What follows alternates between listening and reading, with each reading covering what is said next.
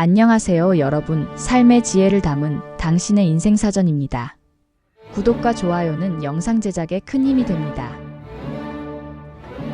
안녕하세요 여러분, 오늘 10분 위인전에서는 음악 역사상 가장 위대한 천재 중 한 명인 볼프강 아마데우스 모차르트의 일생에 대해 이야기해보려고 합니다. 영상을 시청 중인 여러분이라면 모차르트의 음악을 한 번쯤 들어보셨을 텐데요. 그의 음악은 단순히 아름다운 멜로디를 넘어서 인간의 감정을 가장 깊이 있게 표현한 걸작으로 평가받고 있습니다. 하지만 모차르트의 삶은 그의 음악만큼 화려하고 행복하기만 했을까요? 오늘 이 시간을 통해 모차르트의 삶을 들여다보며 그의 음악 속에 담긴 감동과 고뇌를 함께 느껴보는 시간을 가져보겠습니다. 그의 작품 분석과 당시의 역사적 배경, 사회적 상황까지 깊이 있게 알아보며 모차르트가 남긴 유산이 우리에게 어떤 의미인지 함께 생각해보는 시간이 되길 바랍니다. 볼프강 아마데우스 모차르트는 1756년 1월 27일 오스트리아의 잘츠부르크에서 태어났습니다. 그의 아버지 레오폴트 모차르트는 잘츠부르크 대주교의 궁정음악가였고 어머니 안나 마리아는 따뜻하고 사랑이 넘치는 여성이었습니다. 모차르트는 어려서부터 음악에 대한 남다른 재능을 보였는데 겨우 3살 때부터 하프시코드를 연주하기 시작했고 5살 때에는 이미 첫 곡을 작곡했습니다. 그의 재능은 단순히 음악을 잘하는 수준을 넘어 악보를 한 번 보면 완벽하게 기억해내는 절대음감과 즉흥 연주 능력을 갖추고 있었습니다. 레오폴트는 아들의 재능을 일찍부터 알아채고 그를 유럽 전역에 알리기 위해 여행을 떠납니다. 1762년부터 1773년까지 모차르트 가족은 유럽 전역을 돌며 왕족과 귀족들 앞에서 연주를 했습니다. 빈, 파리, 런던, 이탈리아 등 주요 도시에서 그의 연주는 사람들을 매료시켰고 작은 신동이라는 찬사를 받으며 유럽 전역에 이름을 알리게 됩니다. 특히 1764년 런던에서 요한 크리스티안 바흐를 만나며 큰 영향을 받았는데 이는 모차르트의 음악적 스타일을 형성하는 데 중요한 계기가 되었습니다. 하지만 이 시기의 여행은 모차르트에게 단순히 영광만 안겨준 것은 아니었습니다. 어린 나이에 겪은 피로와 스트레스는 그의 건강을 해쳤고 경제적으로도 큰 부담이 되었습니다. 레오폴트는 아들의 재능을 과시하며 경제적 이득을 얻고자 했지만 실제로는 여행 비용이 더 많이 들었고 이는 모차르트 가족의 경제적 어려움을 가중시켰습니다. 1773년 모차르트는 잘츠부르크로 돌아와 궁정음악가로 일하게 됩니다. 하지만 그의 창의적인 음악은 보수적인 궁정에서는 제대로 평가받지 못했습니다. 당시 잘츠부르크는 대주교의 통치 아래 있었고 음악가들은 궁정의 엄격한 규율에 따라야 했습니다.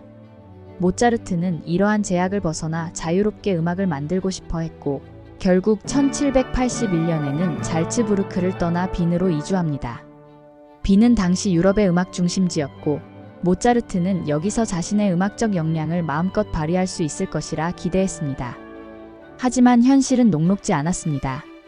빈에서의 생활은 경제적으로 매우 어려웠고 그는 끊임없이 빚에 시달리며 생활해야 했습니다. 그럼에도 불구하고 모차르트는 이 시기에 그의 가장 위대한 작품들을 탄생시킵니다. 피가로의 결혼이란 오페라는 당시 귀족 사회의 위선과 부조리를 풍자한 작품으로 대중의 큰 사랑을 받았습니다. 하지만 귀족들의 반발로 인해 공연이 금지되기도 했습니다.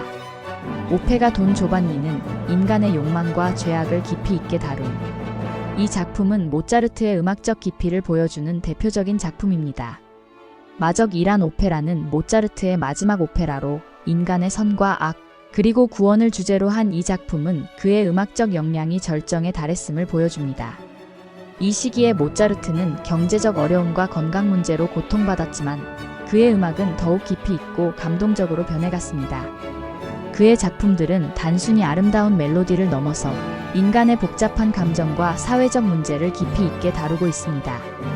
1791년 모차르트는 마적을 완성한 후 레퀴엠을 작곡하기 시작합니다. 하지만 이 작품은 그의 생전에 완성되지 못했습니다. 1791년 12월 5일 모차르트는 단 35세의 나이로 세상을 떠납니다. 그의 죽음은 미스터리로 남아있는데 독살설부터 질병설까지 다양한 추측이 있지만 정확한 사인은 아직도 밝혀지지 않았습니다. 모차르트의 죽음은 음악계에 큰 충격을 주었습니다.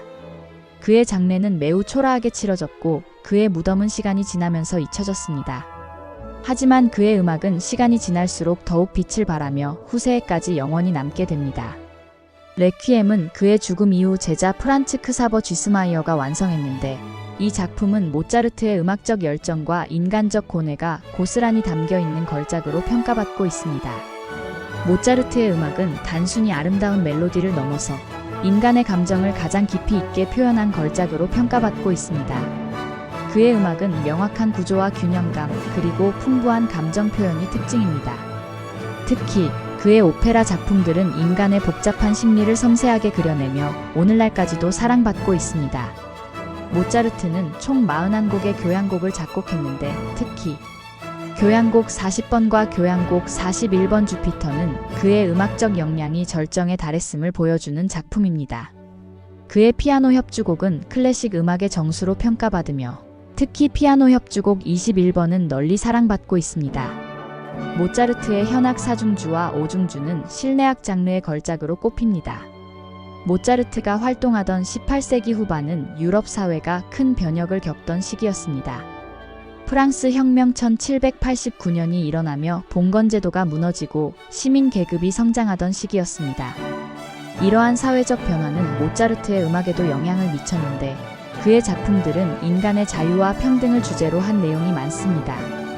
예를 들어 피가로의 결혼은 귀족의 위선을 비판하며 시민 계급의 권리를 옹호하는 내용을 담고 있습니다. 모차르트의 음악은 후대의 음악가들에게 큰 영감을 주었습니다. 베토벤은 모차르트의 음악을 극찬하며 그의 스타일을 계승했고, 슈베르트와 브람스도 모차르트의 영향을 받아 작품을 썼습니다. 모차르트의 음악은 단순히 클래식 음악의 범주를 넘어 현대 음악과 대중문화에도 큰 영향을 미쳤습니다. 그의 작품들은 영화, 드라마, 광고 등 다양한 매체에서 사용되며 여전히 많은 사랑을 받고 있습니다. 여러분, 오늘 우리는 볼프강 아마데우스 모차르트의 일생을 함께 살펴보았습니다. 그의 삶은 단순히 천재적인 재능만으로 점철된 것이 아니었습니다. 어린 시절의 영광, 청년기의 고뇌, 말년의 비극이 모두 그의 음악 속에 고스란히 담겨 있습니다. 모차르트의 음악은 단순히 듣기 좋은 멜로디를 넘어서 인간의 깊은 감정과 삶의 고뇌를 표현한 걸작입니다. 모차르트의 음악을 들으며 자신의 인생을 돌아보는 시간을 가져보시는 것은 어떨까요? 그의 음악은 우리에게 삶의 아름다움과 슬픔, 그리고 희망을 동시에 전해줄 것입니다. 오늘도 모차르트의 음악과 함께 여러분의 하루가 더욱 풍요롭고 감동적인 시간이 되길 바랍니다. 구독과 좋아요는 큰 힘이 됩니다. 감사합니다.